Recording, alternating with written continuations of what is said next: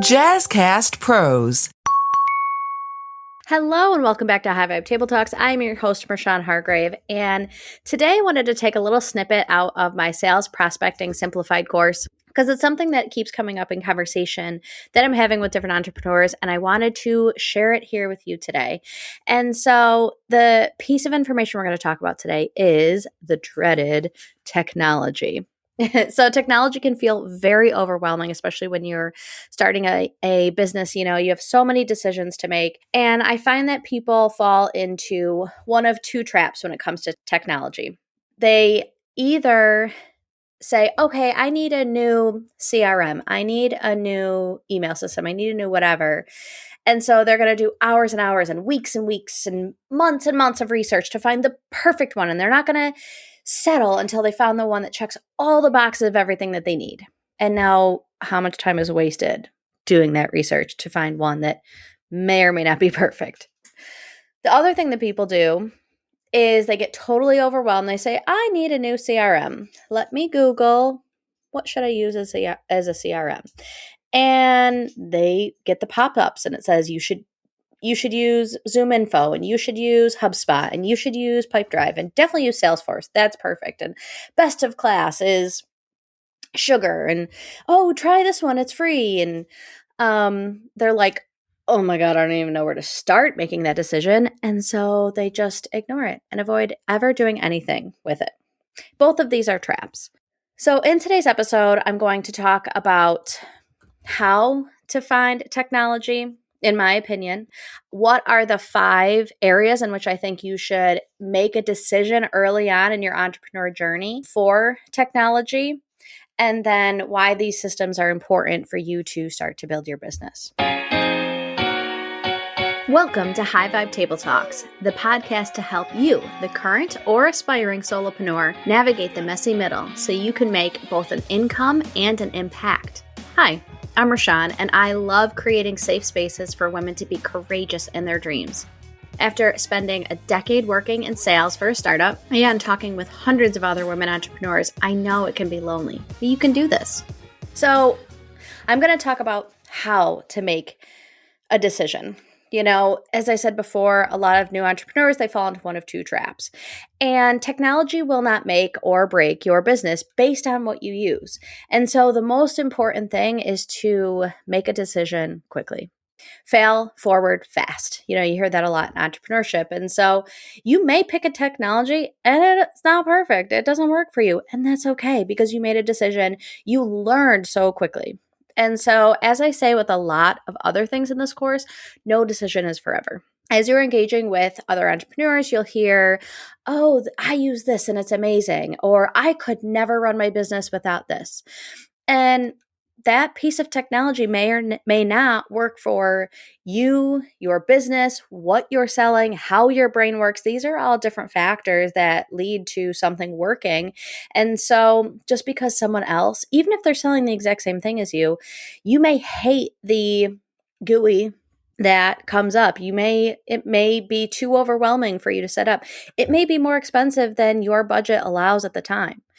Just as I always say, there's no one way to run a business. There is no technology stack that is perfect for every entrepreneur, every single person out there. Like, if you just use A, B, C, D, and E, you're going to be successful. You may not. I like to set a timer when researching a new piece of technology. For me, it's typically around 30 minutes. And I dive in and I do as much research as I can on that piece of technology. And then I make a decision. If it's a brand new piece of technology, maybe you've never researched a CRM before, maybe it is 60 minutes, maybe it is 2 hours.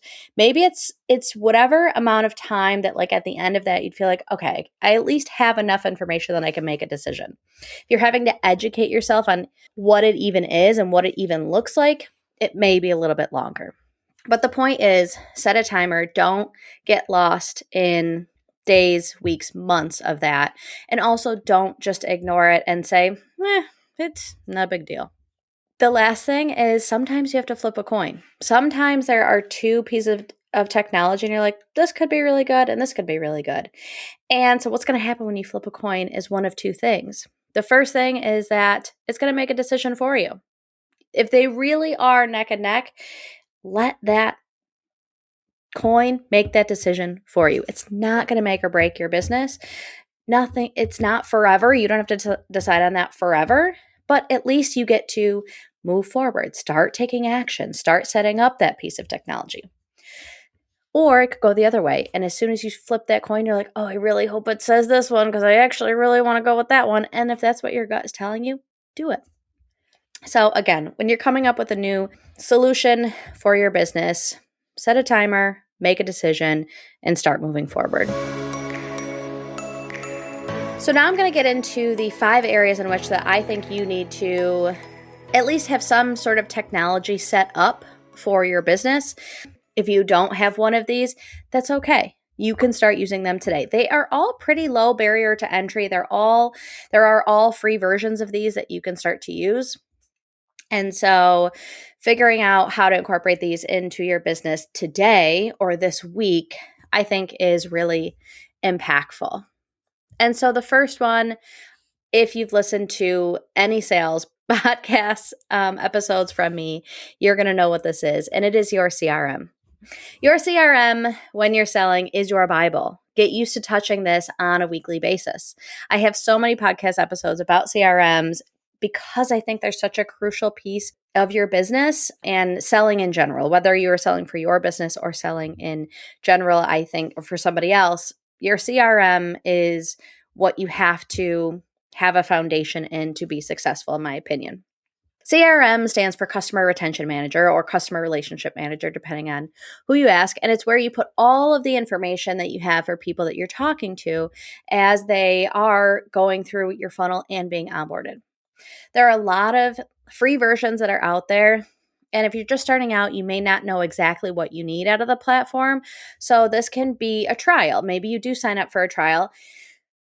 A caveat to signing up for a trial is being very brutally honest with yourself. Am I actually going to spend the time during the 7 days, 14 days, however long the trial is, to actually using it to see if it is what I need or not? If not, like let's say you sign up for it on a Thursday and you're going on vacation on Monday, not the best time to start with the trial. Commit to trying it and using it on a daily basis to see, does it says that it is user-friendly. It says that it's easy to create from scratch. It says this, it, makes these promises. Are you going to spend the time to actually see if that is true or not? With a lot of those free trials, you can get it set up quickly and really start to gather data on whether it does or does not work for you. I love to actually use Excel to start off with. And I suggest to a lot of my entrepreneurs that I work with to use Excel. And the reason behind that is Excel, pretty much most people are familiar with Excel and how to use it, how to manipulate it, how to enter data into it. And so that gives you something that's free that you're probably familiar with and that you can, again, start to understand what is necessary and what is not. One of the things that I love doing with CRMs, and we'll talk about this later in this course, but is segmenting. And so, maybe it is in a previous role, I didn't like to call office managers the 1st through the 10th of the month because they're closing out the month. I didn't like to call general managers the last week of the month because they're really focused on getting as many sales for that month as I can. And so that's a piece of information that is important when I'm prospecting. Let's say it's April 7th and it's a Monday and I want to prospect. Well, I'm going to make sure that I'm not calling any office managers today. So that's a piece of information that is important for me to know in my CRM. And I didn't know that early on when I first started selling. And so that may have been a piece of information that I didn't add in. But then once I learned more about the industry, what is the profile of an ideal client, I can start to add those in. And so with Excel, all of a sudden you're getting a lot more data around, oh, this is important, so I can add it in. Or, you know what, actually the state does not matter. So I don't know why I'm even gathering it. Let me just take that out of here. And so being able to parse data and sort and segment data in your CRM is important. That's easy to do with Excel. It's easy to do in a lot of other platforms, but I recommend, again, spending too much time doing that in the beginning until you're actually in the flow of getting out and prospecting. So option number one is your CRM. That's the first piece of technology I think that will be beneficial in you starting your prospecting journey.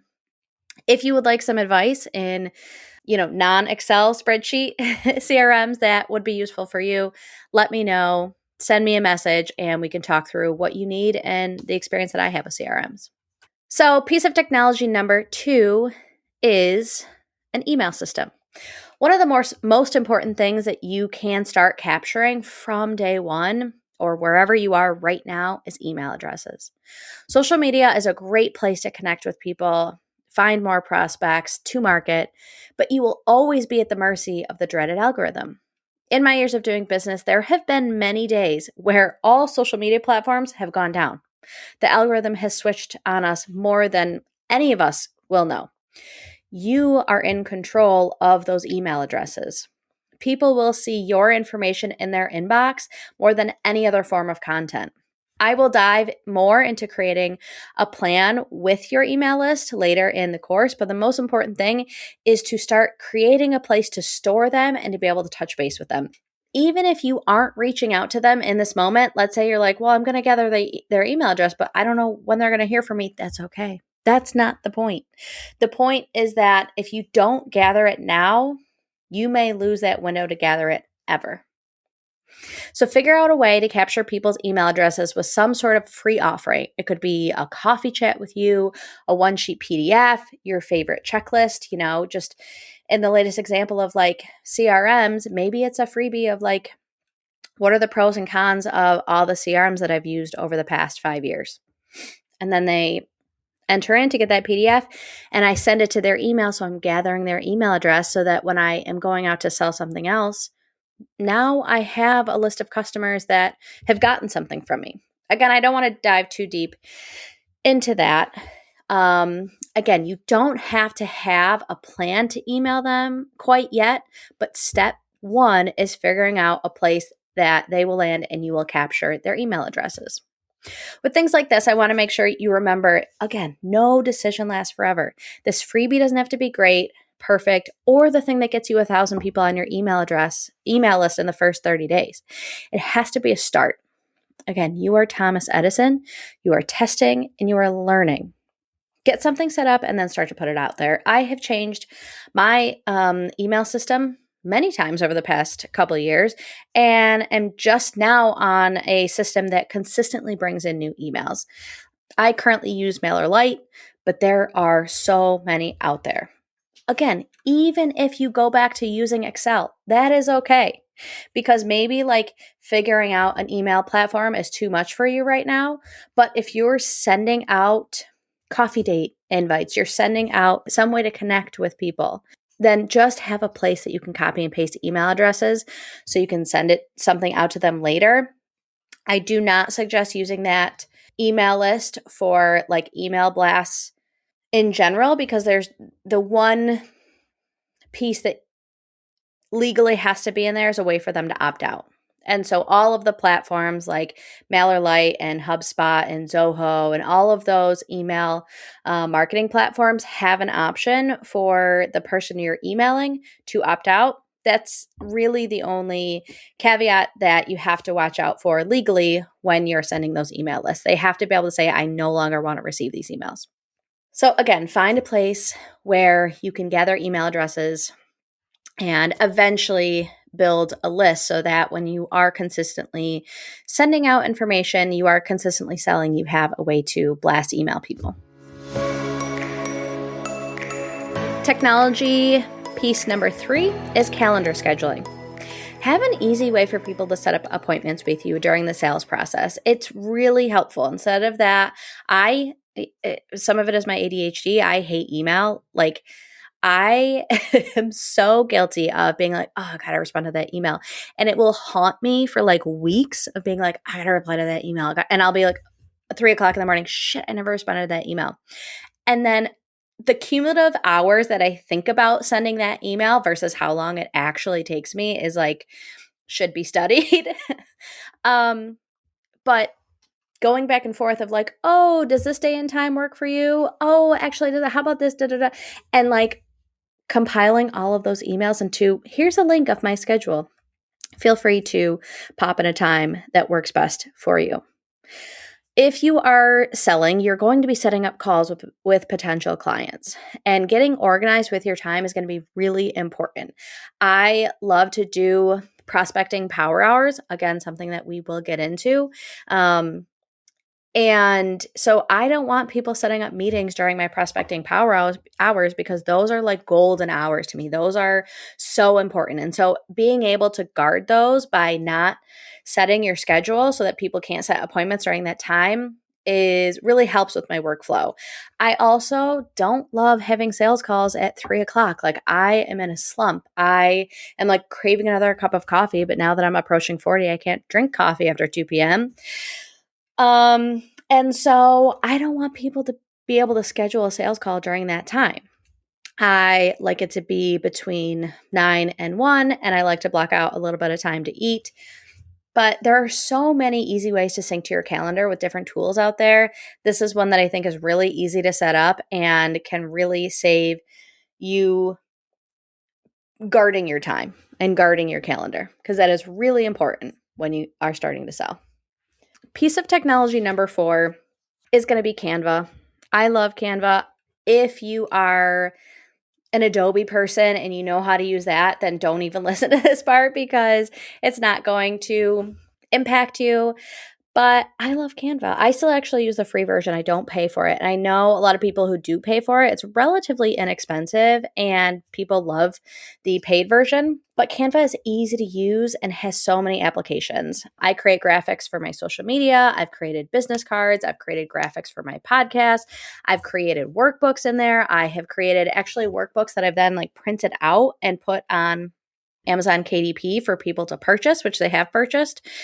And so there are just so many ways. Actually, I have created my resume in Canva.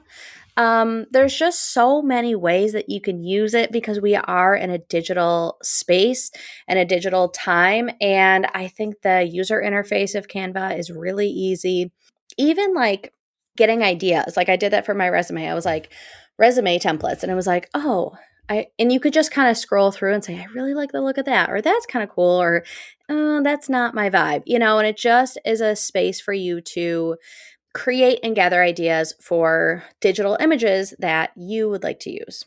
If you have never used Canva, let me know. I'd love to walk you through it, but definitely sign up for Canva or some sort of easy way to create graphics. And I have yet to find or hear of one that is more user-friendly for the most basic technology understanding person. That was not a real sentence, but you know what I mean. So sign up for Canva. If you need help with it, reach out to me. I'd love to walk you through how I use it. And last but not least is ChatGPT or some form of AI. As much as the, vegetarian, save the planet heart of mine hates saying this, AI is not going anywhere. Do I think we need legislation around it, especially generative AI? 1,000%. And the environmental issues that it does cause, we need safeguards around it 100%. And that's why I want to build a business where I can make as much money as possible so that I can vote and back politicians that I think will make that possible. AI is not going anywhere. I do have a few episodes on AI as well, but it is going to be part of our future. And so understanding how to use it and how it can support your business is important. One of the things I love most about using ChatGPT, it's like having a cubicle mate, someone to bounce ideas off of. It really is, for me, has become first and foremost a sounding board. I like to say to it, like, here's what I'm thinking. Here's how I want to say it. Can you clean it up, put it in less than 200 words, and this is the context in which I'm using it. So it, at this point, knows a lot of how I sound and how I like to create content. And so I could just take like this stream of consciousness that comes out of my brain and make it sound somewhat coherent. When we first got Google, there was a learning curve around how to use it. When you first started using Google, it was like burger joint near me. And then you had to be like, it would populate, 1,000 burger joints within 3 hours of you. And slowly we're like, okay, that's not what I want. I want a middle of the road burger restaurant where I can sit down that's less than 30 minutes from me, that has at least 5-star reviews, at least, a 4.2 in their Yelp reviews. And so you got really specific. And so you learned how to prompt Google to get out of it what you want. That's going to be the same thing for all forms of AI. So you have to take some time to learn how to prompt it, teach it a little bit about your brand, what's important to you, how you speak, the voice that you use. And how I have done a lot of that is I spent a lot of time working on my website and the copy on my website, the copy on my social media, the copy on my podcast. And so if you have all of these things you've already generated, feed that into ChatGPT, and now it's going to learn more about you and what's important to you. And so I did that. And so now the creation of content takes me less time because it already understands the voice behind my brand and what is important to me, how I speak.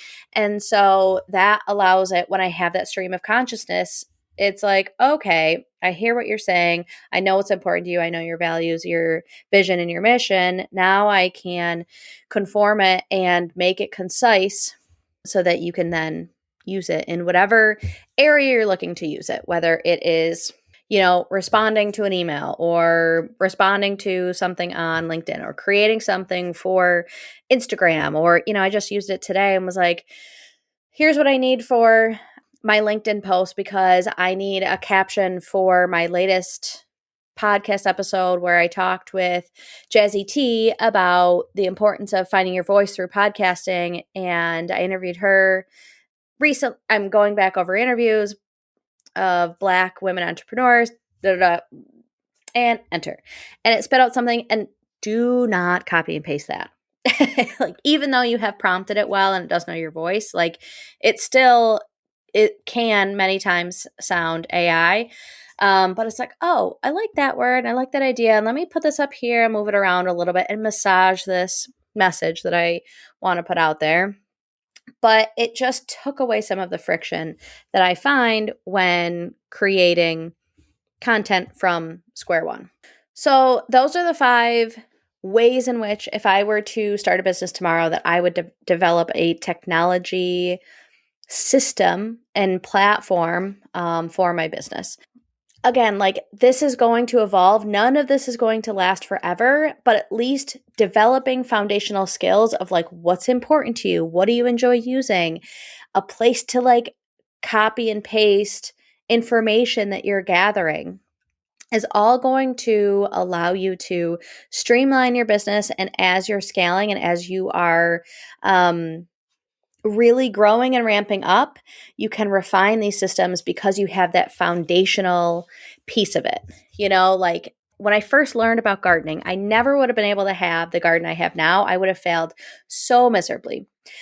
But I started with the foundation, and I started like just in a really rudimentary level of growing things, which gave me a little bit more knowledge and a little bit more and a little bit more. And I started to understand what's important to me and what I thrive at and what I really struggle with and how can I put guardrails in for each of those things. And the same is true with technology around your business. It is important. It's not going away. It helps you to create systems so that at some point you can be more of a CEO of your business and not, hands-on everything.